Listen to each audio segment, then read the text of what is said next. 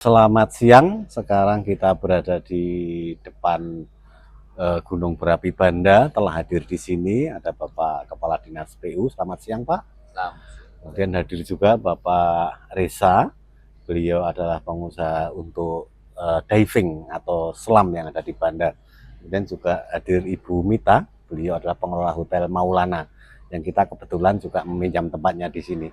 Nah, siang ini lumayan cerah. Kemudian kita akan sedikit ngobrol-ngobrol terkait dengan industri ya, industri terkait kepariwisataan juga budaya yang ada di sini. Bagaimana perlu juga strategi ternyata untuk mengelola eh, pariwisata yang ada di sini termasuk dengan budayanya begitu, karena tanpa strategi pun semuanya ini akan pasti punya dampak yang signifikan. Baik, sebenarnya dampak itu juga positif dan negatif begitu, tapi untuk menyikapi itu kita akan mendengarkan dulu yang pertama dari Bapak Reza Tuasikal terkait bagaimana sih dulu kenapa memilih selam di sini seperti itu, kemudian eh, mulai nambah nggak nih ternyata yang baik itu turis asing maupun domestik yang lebih senang nyelam di sini begitu. Dan ini tentunya nanti Ibu Mita juga akan bercerita tentang bagaimana sih siklus rame enggaknya pengunjung di bulan-bulan apa seperti itu, terus apa layanan yang dilakukan demikian, dan juga tentunya keduanya nanti akan cerita tentang tantangannya. Nah, tantangan-tantangan ini nanti juga terkait dengan masalah sarana dan prasarana, khususnya karena sudah hadir Pak Kepala Dinas di sini, yang kita akan sharing nih Pak. Jadi kira-kira dari masyarakat sini punya masalah apa, terutama pengusaha industri terkait dengan pariwisata di sini, dengan kira-kira PU bisa melaksanakan apa sehingga sinergi yang bagus ini semuanya tentunya akan uh, memberikan Banda ini pengelolaan yang lebih bagus dan kunjungan tentunya juga akan semakin bagus di sini. Mungkin Pak Reza bisa bercerita Pak terkait dengan dunia selam Pak. Dunia selam ya. Iya, Terima siap. kasih Mas Dodi. Jadi kita mulai buka dive center di Banda itu tahun 10 tahun lalu sebenarnya. Kita datang tuh Banda tuh udah jadi. Jadi dive center dimulai dari Opa Des ya, dari opanya Mbak Mita dulu. Ya udah dari tahun berapa ya? 80-an. Dari 80-an sampai ada acara apa namanya? Acara Banda Interdive ya, internasional itu tahun berapa ya? Itu sekitar tahun itu tuh. Itu udah internasional. Jadi Banda tuh dari kelas internasional udah sejak tahun 80-an sebenarnya. Banyak orang-orang apa misalnya penemu scuba diving ya, Jacques Cousteau juga sudah pernah datang ke sini. Itu semua karena Om Des Alwi yang pertama bawa gitu. Nah, kita sendiri baru mulai 2014 terus sampai sekarang. Sampai sekarang memang apa namanya semakin meningkat, terutama sejak mulai populernya hammerhead shark. Dulu mungkin belum terlalu terdengar, tapi belakangan 6 tahun lalu mulai terdengar hammerhead. Jadi semua orang dari seluruh dunia datang ke Banda untuk itu. Jadi sampai sekarang kita tetap jalan seperti biasa. Tamu meningkat setiap tahun. Spesial tahun ini paling banyak tamu dari Cina. Baru mulai ya, kira-kira tahun lalu juga udah mulai, tapi tahun ini mulai banyak. Saya nggak tahu di tempat Mita, tamu Cina juga mulai banyak ya. Lebih dari biasanya. Lebih dari biasa. Belum jadi dominan. Ya. Jadi diving kedepannya memang luar biasa. Nah, sekarang gimana caranya kita jaga ini biar ini tetap berkelanjutan. Kan sekarang kita bisa lihat tuh kapal-kapal LOB ya, kapal-kapal pinisi. Banyak divers datang banyak, pasti kerusakan terjadi. Pasti ada sedikit, pasti ada karang, ada yang banyak, ada yang segala macam. Mungkin itu tantangan kedepannya tuh bagaimana kita jaga Banda ini tetap terlindungi untuk jangka panjang. Itu nggak bisa kita sendiri, harus juga pemerintah, kolaborasi dengan pemerintah dan semua orang agar ini bisa panjang ceritanya untuk diving ini. Kalau nggak percuma. Kemarin ada orang mana ya, orang Jerman, dia snorkeling di Pulau Karaka di depan. Baru datang dia bilang, kelihatannya sekali terakhir saya datang ke Banda. Kenapa? Itu di depan Pulau Karaka semuanya plastik. Semuanya sampah plastik. Terus akhirnya aku cerita sedikit tentang kita tempat penampungan sampah dan lain, tapi dia bilang ya nggak ada alasan, memang harus ada edukasi dari awal dan segala macam hal. Jadi ada banyak tantangan ke depan yang harus kita jaga. Untuk diving, baik, ke depan pasti akan lebih maju. Itu aja sementara. Siap. Terima kasih Pak Reza. Kemudian tamu-tamu dari Pak Reza ini tentunya juga mereka berapa hari di sini ya Pak ya, nggak langsung pulang misalnya dari Jerman, dan mereka juga punya kebutuhan untuk penginapan. Nah sekarang sudah hadir Ibu Mita terkait dengan usaha penginapannya Hotel Maulana ini. Kira-kira bisa cerita sedikit Bu tentang bagaimana mengelolanya, tamunya semakin banyak atau semakin enggak gitu, atau semakin menurun. Kemudian kira-kira punya permasalahan apa ini Bu yang perlu didukung oleh pemerintah, khususnya tata ruang yang ada di Maluku Tengah. Kira-kira punya ide-ide apa seperti itu. Terima kasih Bu. Terima kasih Pak Dodi. Jadi Maulana ini bisa dibilang sebagai ikon tourism di Banda ya, pun di Maluku, karena kan dulu memang Maluku belum terbuka untuk tourism sampai Banda hadir sebagai tourism, dan startnya memang Maulana. Dulu nggak segede gini, dulu satu-satu bangunnya, dan itu dibuat oleh almarhum kakek kami Des Alwi, dan saya sudah mengelola dari mulai akhir 2016. Namun situ masih sering bolak-balik Banda, kebetulan waktu itu sedang mengandung, jadi harus bolak-balik. Tapi benar-benar baru betul-betul difokusin adalah 2018 sampai COVID drop lagi. Habis itu kita coba lagi mulai renovasi, perbaiki beberapa hal, upgrade itu setelah COVID. Jadi akhir 2022. Dulu saya juga pas hotel ini masih Banda baru mulai tourism, saya masih kecil-kecil kan.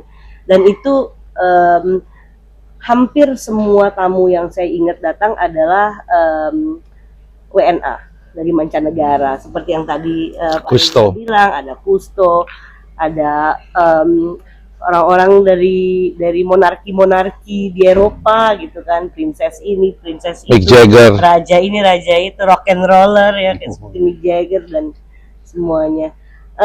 Makin kesini saya melihat tren bahwa Asia sudah mulai datang, orang-orang Asia, dan juga Indonesia. Semakin banyak orang Indonesia sekarang yang sudah suka diving ya. Jadi apalagi 2 tahun terakhir ini, kayak kalau di Nutmeg Tree banyak dari China, di Maulana sudah banyak muda-muda dari Jakarta, ya Surabaya, dan lainnya, dan kendala banyak banget. Tapi kita coba push strong karena memang sayang kalau Banda ini potensinya nggak kita jaga ya. Tapi yang terutama menurut saya adalah transportasi.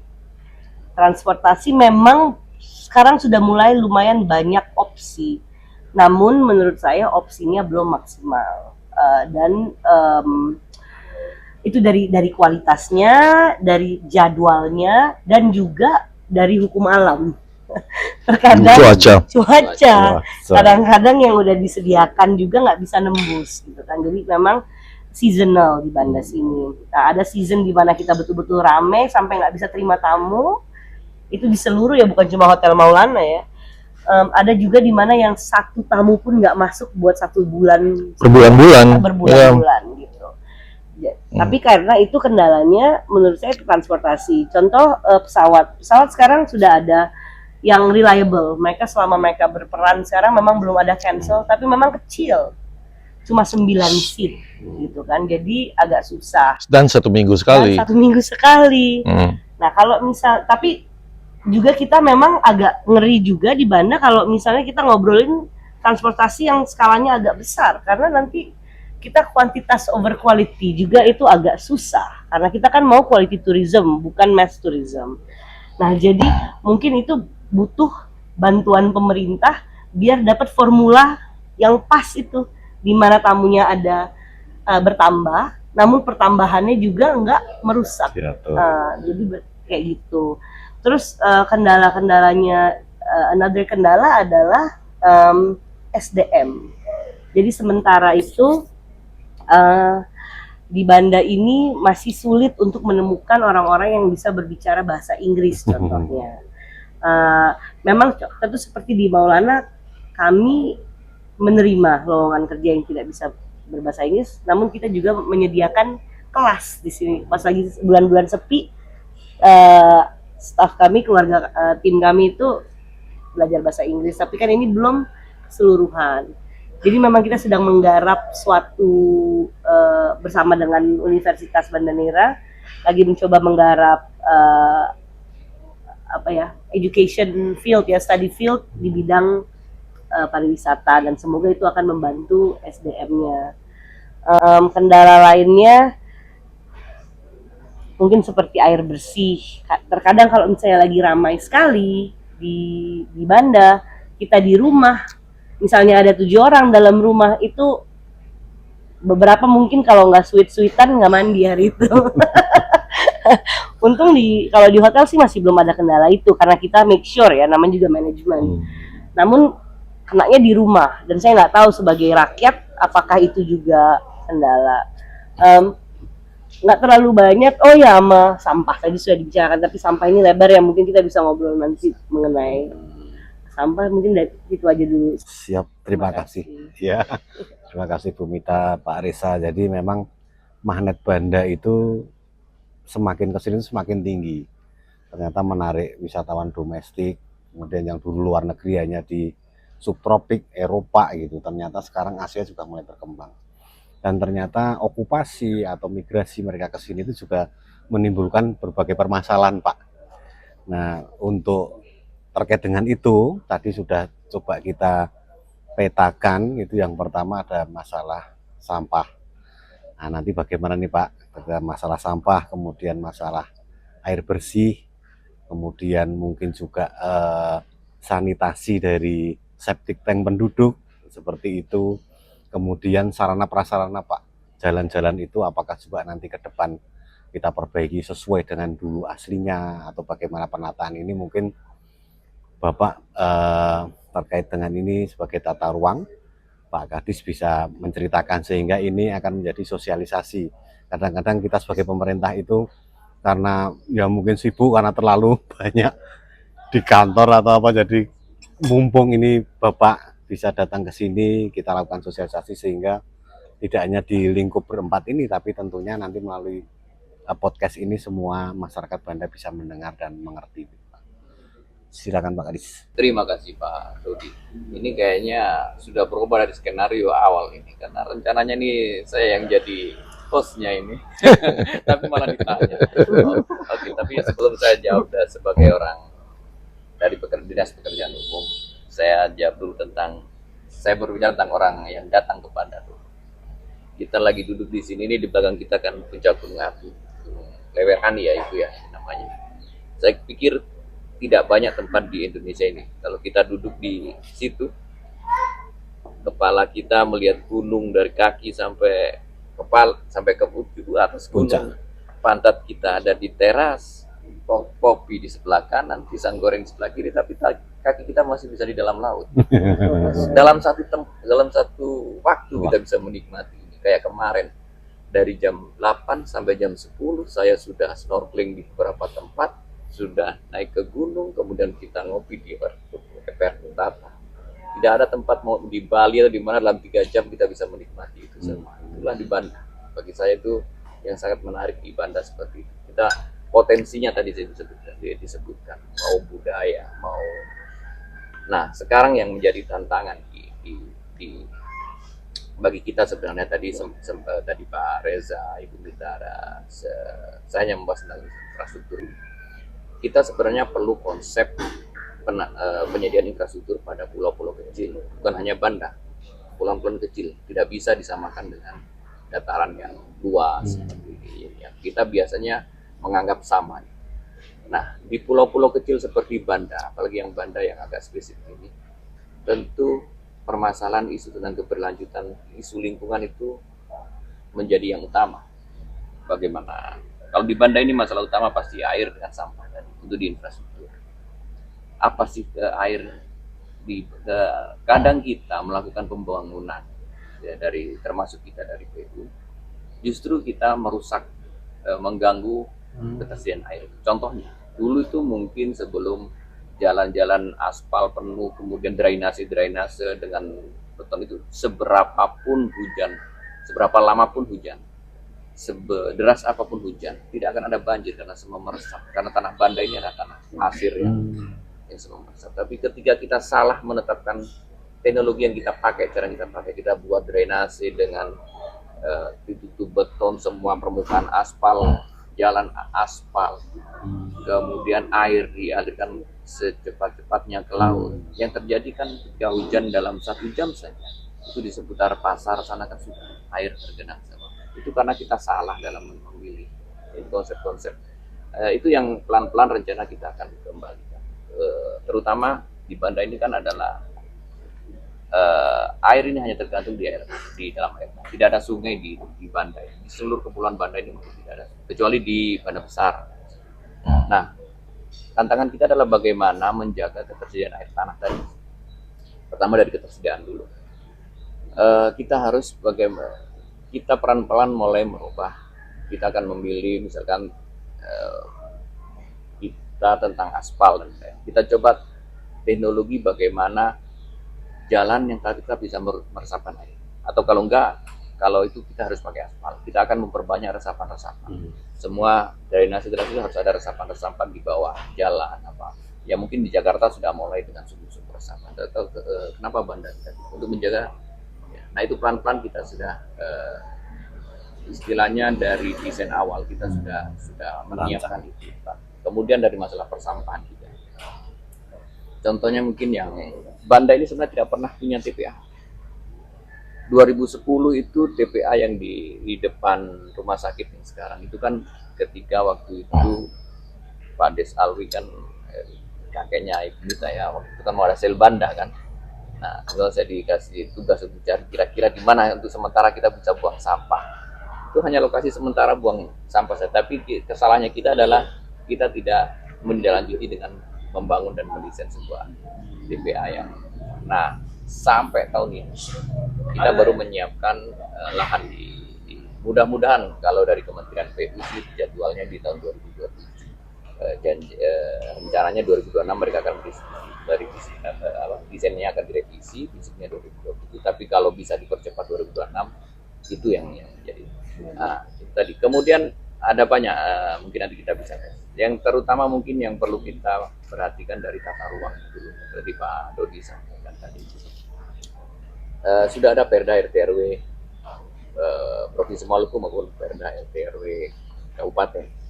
Nah, di dalam Perda itu ada, kalau di Perda RT/RW Kabupaten namanya ada arahan pengembangan wilayah.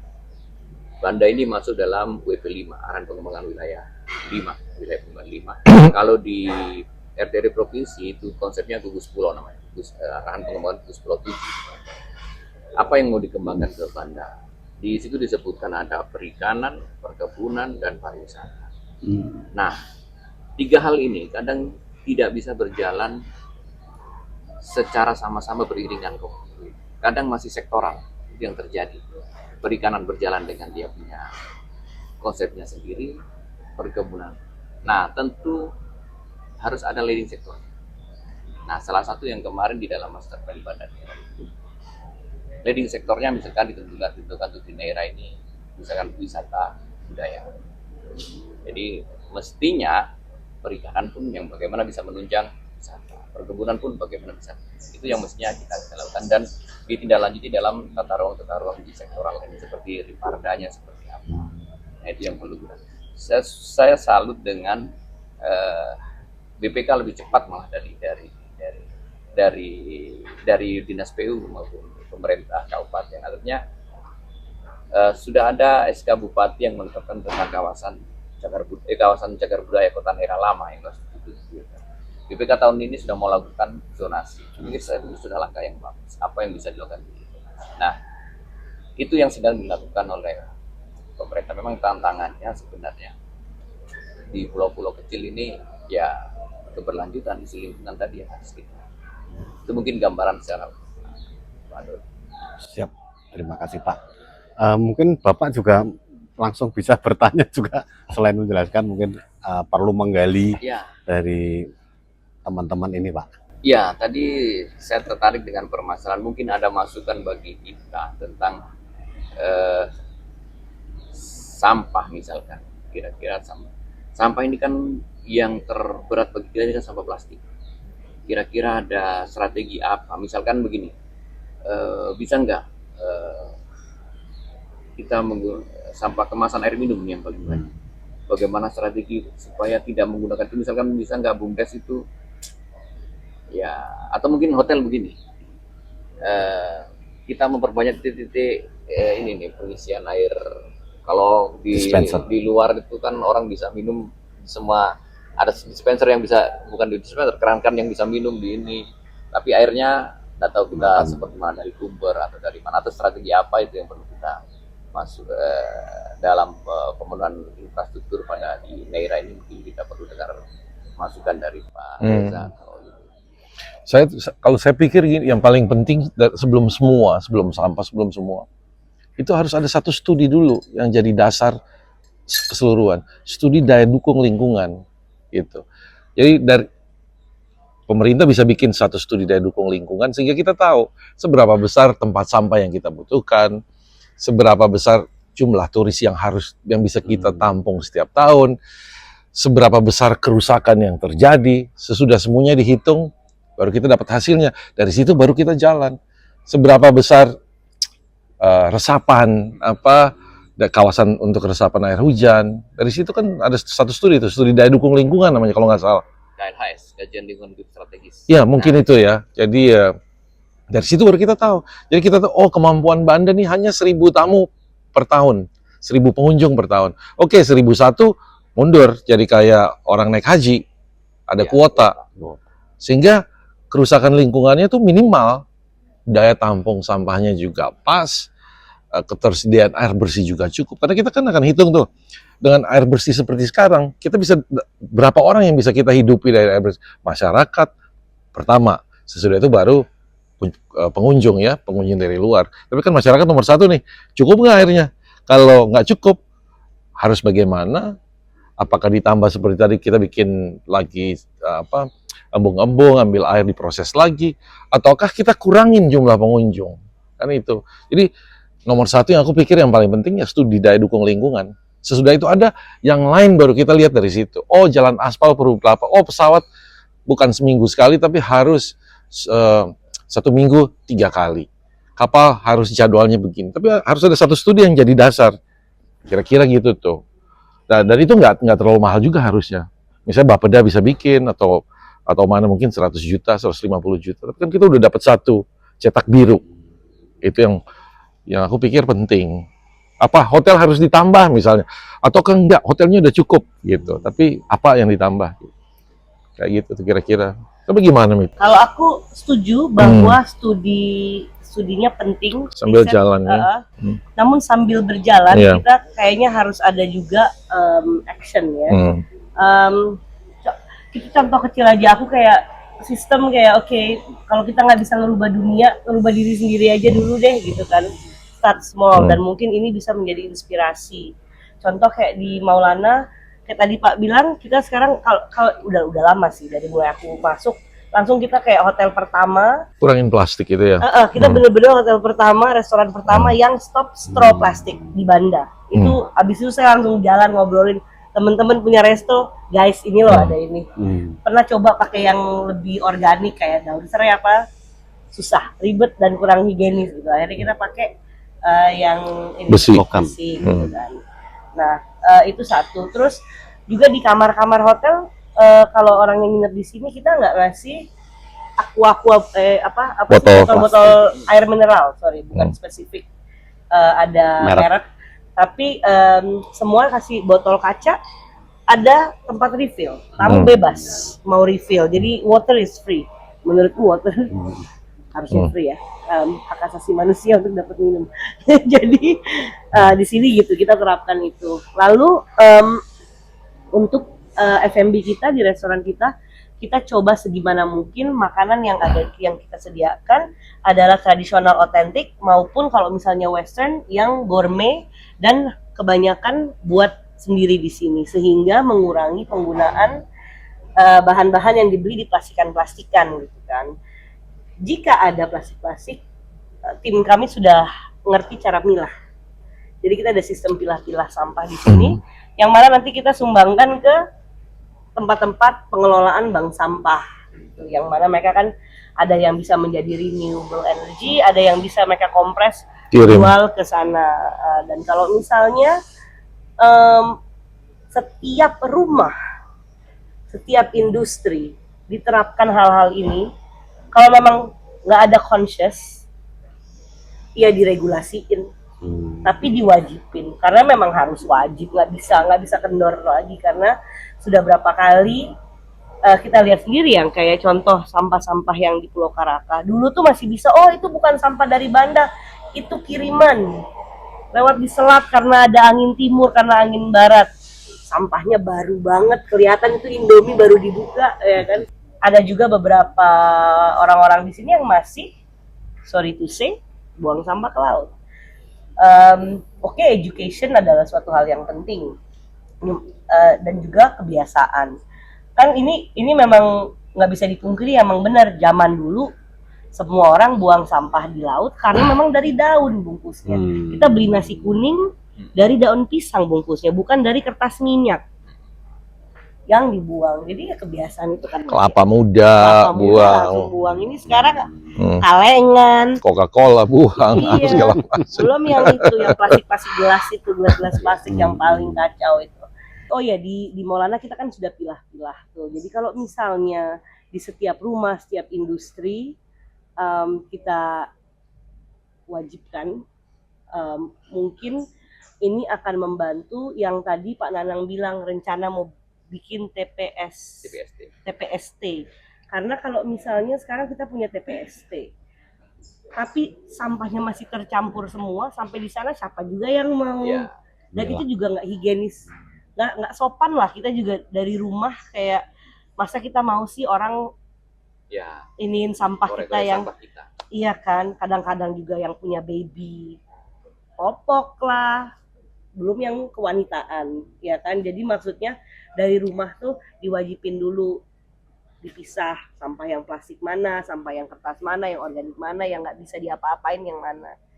Nah jadi pas sudah sampai di sana, sistemnya enak tuh. Jadi misalnya kayak contoh yang udah diterapkan sekarang kan ada beda-beda warna.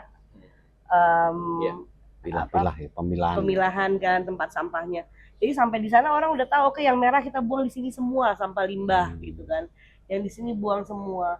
Kalau masih tercampur sampai di sana pakai kure-kure apa, dan sudah terkontaminasi. Beberapa hal kan udah bisa didaur ulang lagi kalau udah dikontaminasi. Jadi itu perlu. Jadi mungkin edukasi untuk pembedaan sampah itu perlu, dan regulasi mewajibkan pemilahan, dan juga ini tas kresek juga. Penggunaan tas kresek ya. Iya, jadi kayak beli aja tas yang lama. Dan mungkin kalau di sini agak beda, di kota-kota lain mungkin tas yang kain itu mungkin bagus karena kan mereka di dalam gedung. Kalau mungkin kita di Banda sini mungkin bahannya yang mungkin daur ulang parasut mungkin, jadi bisa waterproof dan nggak gampang rusak, tapi daur ulang bagus. Jadi parasut yang udah bekas-bekas, mungkin orang-orang suka paraglide dan segala, bisa dipakai lagi kan, daur ulang gitu. Kalau untuk sampah sih menurutku gitu. Jadi sembari adanya studi sampai dapat teori yang pas, tapi dijalanin dulu nih yang ini, karena kalau misalnya kita tunggu sampai studinya ini takutnya kebobolan dan kacau lagi. Kemarin sampah banyak banget. Ya ampun, di sini kalau pagi itu sekarang lagi cantik banget ya, dan ini seharusnya Banda seperti ini selalu. Namun terkadang apalagi kalau ada kapal-kapal besar masuk, itu yang mungkin passengersnya ya yang buang sampah. Buang. Mungkin harus ada garda di sini. Duduk gini aja pakai seragam. Hey, kau jangan buang sampah gitu. Ya, tapi Ewang. mungkin itu sih saran saya, mungkin implementasi gaya hidup conscious dan aware tentang environment, dan kalau memang belum dapat conscious itu diwajibkan aja gitu kalau menurut saya. Oke. Iya, tadi memang istilahnya kita harus mulai dari kita sendiri sebenarnya kan, mulai dari pola gaya hidup kita apa semua itu, artinya lebih mudah dalam mengendalikan sampah tadi. Nah, kalau persoalan lain misalkan tentang penataan kota, Neira ini seperti apa, kemudian tentang belum menyinggung tentang kebutuhan air. Kira-kira konsep apa yang pas di Neira ini untuk pulau dengan banyak penduduk begini yang tergantung dengan kebutuhan air tanah. Nah, bagaimana belum lagi kita bicara tentang kualitas air tanah. Nah, kira-kira ada konsep apa, masukan seperti apa bagi dari Pak Reza maupun Ibu Mita ini? Apa ya? Ya kita yang pasti agak susah ya, tergantung di PAM. Karena PAM itu juga jalan setiap 2 hari sekali baru jalan gitu kan. Sepertinya seperti itu. Jadi kita memang saat ini kita pakai sumur bor akhirnya. Kita bikin sumur bor. Mungkin juga sebaiknya memang dari PAM kali ya, semua orang dari PAM gitu. Jadi tapi dikelola betul, PAM juga murah dan lain-lain. Cuman kan kadang-kadang nggak jalan, atau setiap 2 hari baru jalan gitu, setiap 3 hari. Tapi tentang air ya jadi masalah besar memang di sini. Sekarang juga misalnya tentang air minum, semua orang kan minum air galon sekarang. Kita merasa nggak terlalu nyaman minum air tanah juga. Kan tentang sanitasi tadi kita nggak tahu. Kita bikin sumur bor dekat situ dulu bekas septic tanknya siapa kan nggak tahu. Jadi kayak gitu. Jadi akhirnya lebih aman kita beli air, tapi kan harus ada biaya lagi ya. Kita mungkin bisa, tapi ada orang lain yang mereka juga harus beli air yang jadi haknya mereka juga. Nah terus ya itu tadi apalagi kalau kita terus hotel tambah, turis tambah dan segala macam, mereka juga butuh air, orang penduduk setempat juga butuh air, terus gimana? Kan harus penduduk nomor 1 kan. Jadi ya itu tadi akhirnya memang harus ada studi. Ya walaupun sambil jalan dan hal yang bisa dibikin sekarang, ya kita bikin sekarang. Tapi studi debit airnya berapa, bisa menghidupi berapa keluarga, berarti turisnya harus berapa, pengunjung dari luar harus berapa, itu yang harus kita hitung juga. Harus cari cara macam-macam. Nggak tahu ya, dulu Pak Prabowo pernah bikin kayak sumbang-sumbang sumur bor di Wetar, di mana-mana tuh, itu gimana gitu. Dari segi teknologinya nggak terlalu paham. Sumur dalam ya kalau nggak salah ya, sumur bor dalam. Apa itu bisa jadi solusi? Tapi Ibu Tamalia kayaknya agak menentang tuh. Karena dia bilang itu nanti akan permukaan akan turun dan gini. Saya bilang mungkin di Jakarta, tapi sini ya nggak tahu ya. Dan itu yang dialami oleh PDAM sekarang. Oh gitu. Beberapa PDAM Banda atau PDAM?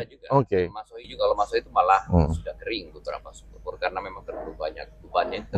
Nah, di Banda ini kan memang betul harus ada studi tentang berapa sih air hujan yang masuk ke tanah, harus seimbang dengan tanah yang keluar. Sementara air hujannya tidak kita masukkan dalam tanah, kita buang ke laut semua, ya pasti jadi kendalanya. Itu mungkin yang studi itu carrying capacity ya. Itu baru dari jumlah, belum dari kualitas yang disebutkan tadi.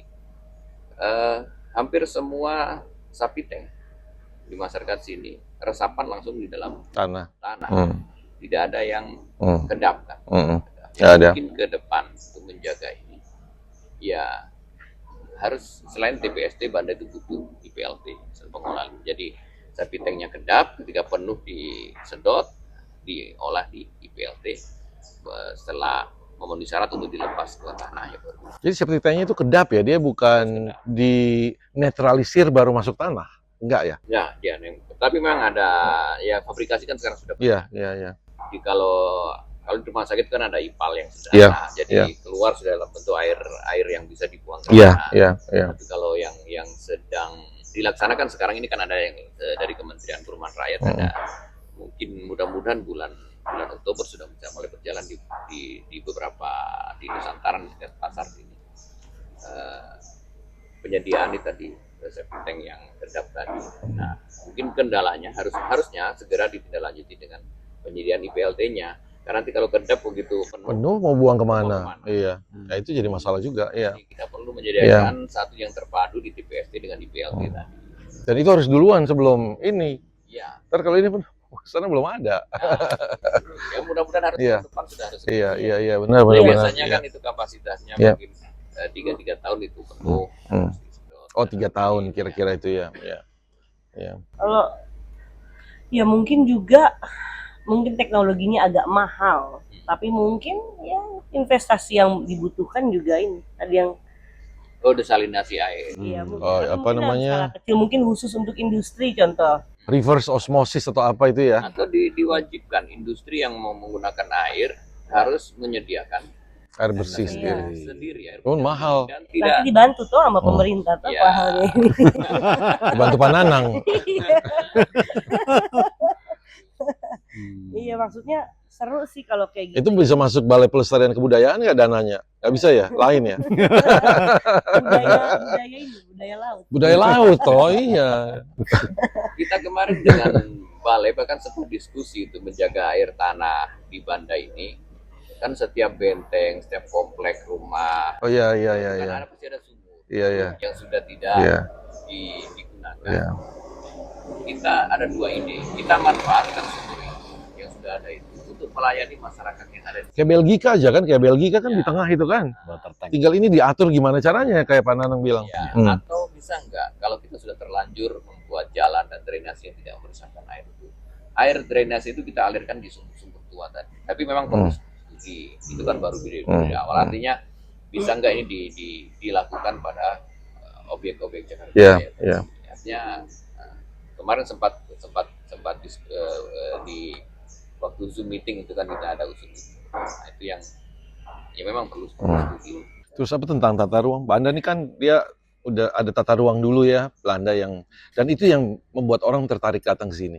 Jadi jangan lagi dirubah-rubah, hanya dirapiin aja gitu. Hanya dirapiin, ada regulasi bahwa orang nggak boleh bangun rumah persis di jalan, misalnya harus ada berapa meter. Misalnya regulasi baru. Tapi jangan lagi kita bikin sesuatu yang aneh-aneh gitu. Udah orang datang ke sini karena itu, karena memang begitu gitu. Karena memang dia model lama, model apa dan segala macam. Pak Dodi kan lagi bikin zonasi. Nah, kira-kira itu bisa nggak dimuat di dalam tabel ITB-nya? Kan nanti pasti ada tabel dilarang dan di situ yang kebetulan beliau lagi membuat zonasi. Termasuk listrik tadi. Listrik tadi pada kita mulai pada kawasan cagar budaya dulu. Yang sudah ditetapkan 77 hektar itu setidaknya kita mulai dari situ. Itu sebenarnya ada ini juga loh, health and safety regulation kejadian 2011 kah di pasar ini kebakaran 2015. 2015 kebakaran abis-abisan lumayan Hampir aja kena kelenteng. iya hampir aja lalu Aku pas di sana tuh. iya kan ada betul dapatnya betul lagi di London sedih banget dan itu kenapa sampai bisa secepat itu ludes karena truk pemadam kebakaran nggak bisa nembus kabel listrik yang sangat Rendah. dan itu kayak kiri kanan yang kanan ngambil ke kiri ini ya agak lumayan ya, udah hampir jadi kayak rempoa udah pernah rempoa belum ya ampun ini art instalasinya siapa ini contemporary abstrak nah itu Iya. Seperti contoh kita kemarin nanti salah satu acara dari Banda Heritage ini di hari ketiga. Di hari ketiga itu kan kita mulai dari sarapan pagi di bawah-bawah pohon kenari di Lontor sana. Berakhir di Selamon sambil menikmati matahari tenggelam di Perth gitu. Lokasinya bagus tapi kabel listriknya minta ampun jadi nanti jadi backgroundnya itu kabel listrik bukan gunung ini lagi. Iya kan, nah kayak gitu-gitunya kita harus mikirin karena bukan hanya untuk kepentingan turis tapi kita juga kan di sini. Kayak saya sekarang di Citraland sementara lagi di Citraland di Ambon. Aduh, bagus dia nggak ada kabel, cuma ada satu bagian memang harus di depan dia ada 3 tiang yang langsung masuk. Jadi pas di dalam perumahannya udah nggak ada. Jadi enak lihat burung berterbangan gitu Dan sini kan lumayan nggak terlalu besar kotanya. Iya, jadi masih bisa lah. Bisa. Setidaknya kayak Pak Nanang tadi bilang start di Cagar, kawasan Cagar. Ini Pak Dodi dikit lagi udah mau cagar ya. Ya. Udah mau 50 tahun, jadi sekalian aja dimasukin. Iya. Sedikit lagi semua mereka mau daftarin sih heritage ini.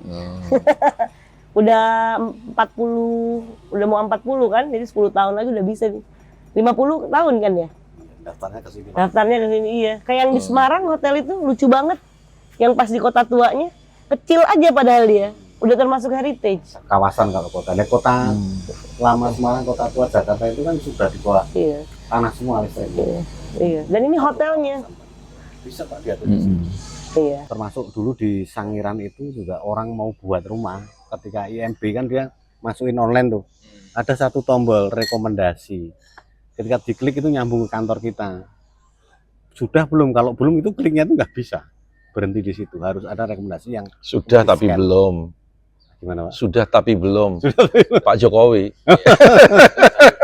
Ketika dilampirkan baru kliknya itu bisa hilang. Langsung lanjut lagi seperti itu. Kemudian rumah-rumah ini juga diatur kalau di kawasan.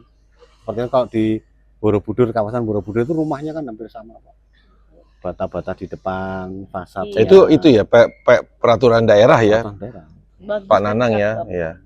Tapi harus dipikir dulu betul-betul gitu. Apa gitu, ciri khasnya apa gitu. Jadi biar jangan salah-salah gitu ya kan. Apa tiang kah, Iya. apa gentengnya atau apa misalnya Bali harus Ya, model itu gitu ya. makanya tadi kalau ini saya kan minta tolong Pak Prof Purwo salah satunya yang mahasiswa kalau KKN ke sini ada mahasiswa arsitek atau apa barang tiga dia mengidentifikasi motif-motif Yang ada di sini. situs kawasan pecinan Arab itu dia punya motif-motif bangunannya apa Iya, ada diukur di ini nah nanti dia menjadi motif-motifnya lampu-lampu jalan dia seperti itu iya, ini kan yang ada ini kan motif-motif Ambon semua iya makanya. Serang. Iya, Alifurus style ya. Ini makanya Enggak nyambung. iya, kayak makanya adikku kan seniman tuh. Oh, Dan dia udah mulai dia punya ide Iya. sendiri nih banda kayak gimana Coba. dia punya. kita butuh data tentang motif makanya Iya. bisa Ngobrol, bantu kita. dia ada beberapa mural yang udah bikin yang menurut saya lebih masuk nyambung ke banda daripada maksudnya kalau lambang-lambang Alifurus keren banget tapi memang kita banda udah Berbeda. berbeda Iya, memang ada memang mungkin ada sedikit sedikit unsur lebih lembut di Banda ini. iya Kalau daripada lebih di Serang feminim aplikasinya. gitu ya Iya. lebih Karena ada banyak motif tuh di Pulau Belang tua tuh Iya. yang tahun-tahun 1600 gitu. Iya. Itu masih ada di mana ya? Ada bukunya, misalnya buku Hikayat Lontor, Iya. itu ada semua gambar-gambarnya Pulau Belang. sudah punya Pak Hikayat Lontar. Kayak Lontor hanya tulisan saja bukan buku, ada file saja kita dapat. Ada gambar-gambarnya Pulau Belang di dalam kan? Oh. Iya ada itu Iya, ada. kita juga yang Ambil dari bikin situ, dari yang- situ. Oh, iya. kita yang print kita juga cuma punya PDF itu Nanti- menarik itu. Iya, jadi motif pada misalkan di bangku Iya, taman iya, apa iya, semua kan. iya. Dan contoh kayak di sini hampir semua rumah-rumah yang peninggalan zaman dulu ada hiasan di atas pintu itu seperti yang mata angin kan. Dan ada yang mata angin terus ada yang lekukan itu ternyata beda era arsitek. Aku kira itu pesan zaman dulu, ternyata enggak kan? Beda Jadi era yang kayak arsitek, iya. si 18 Lubang angin ini apa ventilasi. ada ventilasi. Tapi ada yang gambar panah, ada yang motif ini, motif Iya. itu, ada yang kotak-kotak wajik. Iya, gitu-gitu dan itu ya. ternyata perbedaannya di era pembuatan karena arsiteknya yang berbeda. Iya. Seru kan? Sama dengan ini kan. Iya. Nah, ini kan masih tahun-tahun 80-an. Iya. Bukan yang ini nih, ini Oh, yang pagar nih. pagar, iya. Nah, ini kan masih Pilarnya. tahun 80-an kan Iya. seperti itu. Lalu ada yang Terus- cengkeh, model cengkeh, gitu-gitu. Iya, iya, lucu. Sama mungkin jalan, Pak. Akses jalan umum di sini yang menurut saya sangat memprihatinkan. Iya. Karena memang banyak banget motor-motor masyarakat penduduk kami tuh rusak. Saking jeleknya. Dan sudah ada waktu itu ada satu area parah banget. Seperti depan hotel ini parah banget.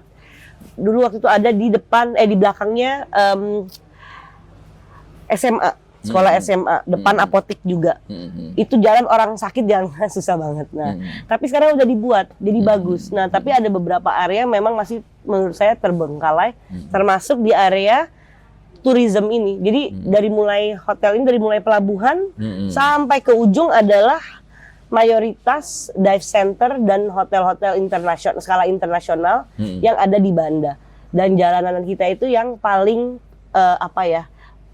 yang paling hancur banget. Iya. Dan ya itu sih mungkin bisa minta bantuan perhatiannya dari pemerintah untuk segera dibantu. Tahun lalu masih nggak terlalu parah, aku masih bisa sewa teman-teman, bukan sewa sih, maksudnya minta bantuan teman-teman dengan beli semen, dan itu mereka yang bantu kita isi.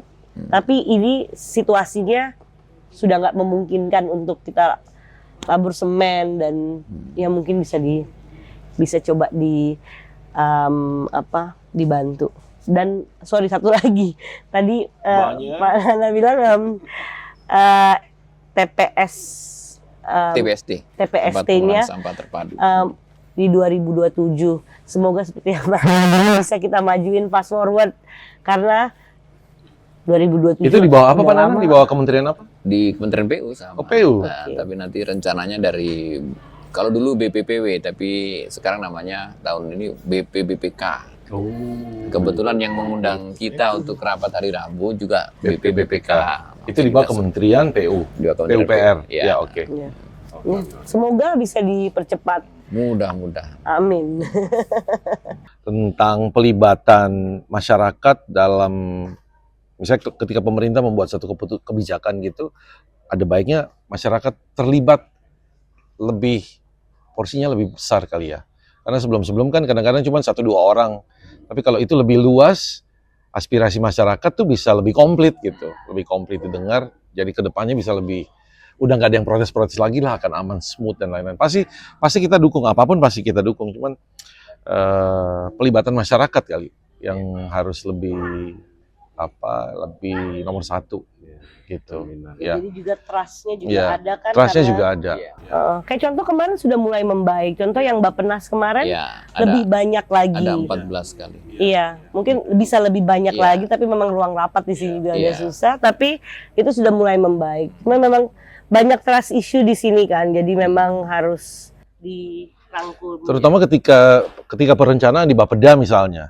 Ketika perencanaan mungkin sudah ada bahwa pelibatan masyarakat, cuman mungkin nggak dijalanin full. Tapi ada baiknya betul-betul mereka jalan yang proper gitu. Jadi pelibatan masyarakat ketika masih berupa perencanaan itu akan jauh lebih bagus dan lebih cepat. Kayak contoh ada yang beberapa hal yang sedang mau digarap, yang ada peraturan-peraturan seperti apa sih namanya itu, entrance fee dan segala itu belum kita diajak ngobrol ya. Belum, tapi ya masih informal di antara teman-teman aja gitu. Iya, jadi mungkin itu juga bisa menjadi suatu beginning juga ya, start. Memang itu tadi yang disampaikan Pak Reza tadi, pelibatan masyarakat. Contohnya kemarin sudah catatan dari Ibu Mita tadi kan, Bappenas merancang sudah melibatkan, sudah ada 14 kali FGD kalau nggak salah. Tapi bagi kita kadang kita masih perlu memperbaiki, selain pelibatan itu cara pandang kita sebagai perencananya.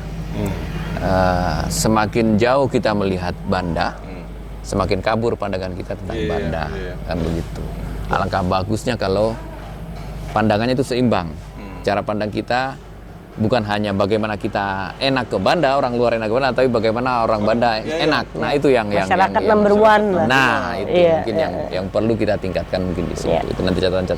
Sedikit catatan tentang FGD itu sebenarnya pelibatannya juga nggak di depan sekali. Pelibatan kita tuh udah di tengah sebenarnya. Malah ketika kita terlibat itu hanya bicara tentang logo. Sementara yang sebelum bahwa Banda akan ditetapkan sebagai kawasan strategis nasional, nggak tahu siapa yang terlibat. Baru kita dilibatin untuk FGD itu ketika bicara tentang logo, konsep, huruf. Saya pikir-pikir kenapa bukan yang dari awal gitu. Kenapa ini mau dijadikan kawasan strategis nasional? Hasil studinya mana untuk bikin itu? Kan itu base-nya kan itu. Baru tapi ya udah lewat sekarang, udah oke lah, udah bagus. Kayaknya waktu itu memang FGD-nya benar-benar diundang beberapa. Jadi ada kayak kalau dari pariwisata diundang cuma di FGD nomor 7 apa 9 contoh.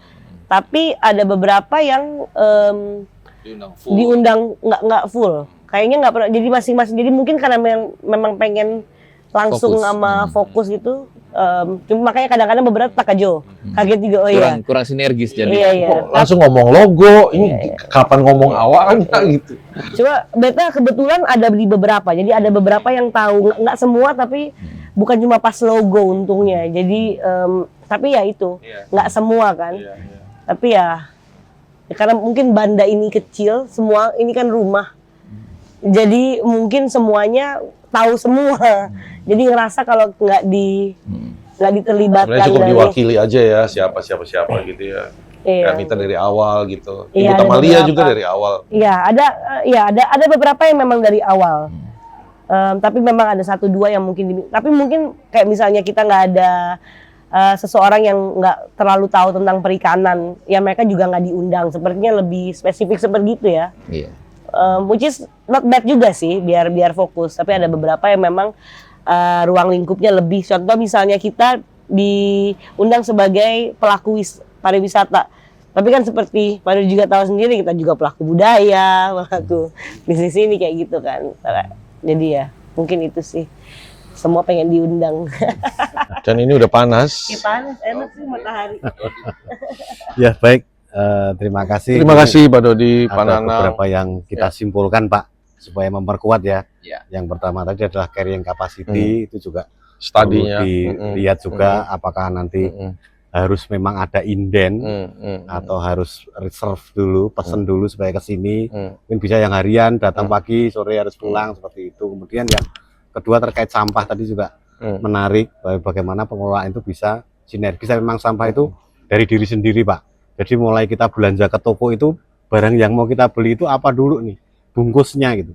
Kalau kita mulai dari bungkus kertas, bungkus ini ya, nanti semuanya ke depan juga akan bagus. Tapi perlu penyadaran juga. Kemudian air Pak, air juga kami siap juga, misalnya Cagar Budaya itu difungsikan kembali untuk water tanknya itu banyak. Di Revenji ada, di Belgika juga gede-gede di situ.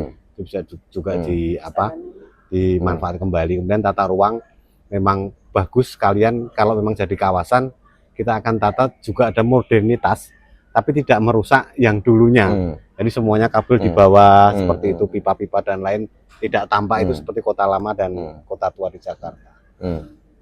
Itu Pak. Sorry Ya, Pak, siap. maaf. Satu lagi berkait tata kota sekalian yang distrik ini. Regulasi banyaknya kendaraan di bandar, Pembatasan kendaraan, pembatasan ya. dan juga mungkin adanya regulasi di mana tipe jenis apa Yang boleh. yang Jadi boleh. kayak Pak Nanang bilang tadi tentang listrik, dia mobil Iya. listrik. Iya, dan shuttle lain-lain. bus, jadi tamu juga Iya, bisa iya. pakai. Kota Orang jadikan kota umum. pedestrian saja. Iya, itu harus dari PU kan, dari pemerintah kabupaten ya, aturannya. Pembatasan kendaraan bermotor misalnya. Betul, Ya, betul. ya. Siap. Yang suada, tapi kalau tambah-tambah lagi stres kita. Nggak lucu Banda ada lampu merah kan. Kecil jalannya susah, macet. Tentunya semua ini akan bermuara pada kesejahteraan kita semua. Kesejahteraan itu ada kesehatan juga, ada pendidikan dan lain-lain, karena bisa juga Banda ini menjadi salah satu kota yang akan ditetapkan sebagai kawasan kota tua, kota tua Nera lama.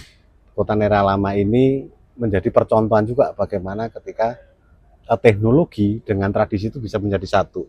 Kendaraan listrik gitu kan, tidak ada polusi, semua diatur sedemikian rupa sehingga di Indonesia Timur itu ada contoh gitu loh. Tidak seperti yang lain begitu dieksploitasinya, diperah sehingga yang hanya ada kerusakan, walaupun dapat uangnya banyak tapi kerusakan pengembaliannya itu lebih susah lagi, lebih biaya yang banyak. Mungkin itu Saya ada satu, Siap. cuman mau garis bawahi Pak Nanang aja.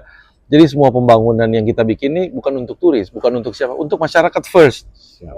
Masyarakat pertama. Sisanya silahkan yang lain.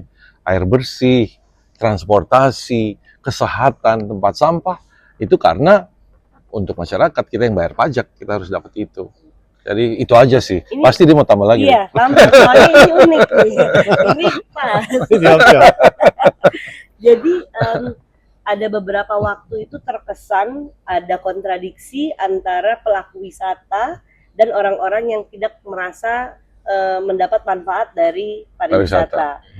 Jadi contoh misalnya kita kayak bilang, hey guys, please jangan buang sampah di laut dong, ini jijik banget gitu kan. Terus ada omongan-omongan seperti, iya jelas kamu orang mau yang bersih, soalnya kan nanti tamu nggak datang, kalian yang untung. Aku bilang, aku ngomong kayak gini bukan karena aku pelaku wisata, aku ngomong kayak gini karena aku orang Banda, aku nggak mau rumahku sampah. Iya. Jadi Iya. kita sih sebenarnya menjaga Banda ini buat kita, membersihkan Banda ini buat kita orang Banda. Iya. Turis itu ekstra bonus kalau mereka datang Banda bersih, keren. Tapi kan kita kita yang nggak mau tinggal di tempat Iya. sampah toh. Iya, betul, betul. Itu. Jadi itu yang juga mindset yang memang perlu adanya edukasi dan regulasi mengenai pengolahan sampah Iya. di rumah. Ya itu. Udah mit panas. Mit. Iya. Jadi ya, jadi yang nomor 5 tadi adalah menjadikan masyarakat Banda itu sebagai subjek, bukan sebagai objek. Ya, Ya. itu yang paling Sehingga penting. Ya, karena kita berbicara masalah human ini, ya. masalah manusia gitu yang tinggal di sini. Mungkin itu Bapak Ibu. Hmm. Terima kasih. Terima Selamat kasih. siang. Terima kasih. Selamat Semoga siang. Banda semakin indah. Amin. Amin.